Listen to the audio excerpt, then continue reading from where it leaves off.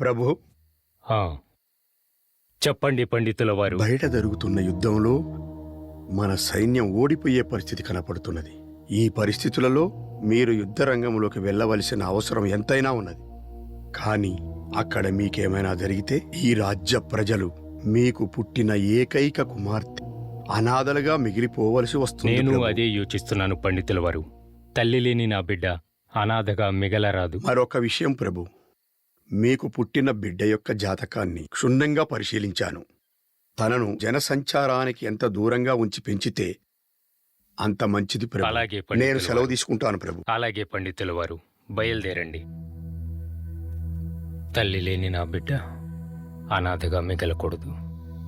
నా రాజ్య ప్రజలు అనాథలుగా మారకూడదు. రాజుగా నా కర్తవ్యాన్ని నేను నెరవేర్చలేకపోయాను. కనీసం తండ్రిగానైనా నా కర్తవ్యాన్ని నెరవేర్చాలి. తక్షణమే నా కుమార్తెను తీసుకుని ఇచ్చటి నుండి సొరంగ మార్గమున చాలా దూరముగా వెళ్ళిపోవలే.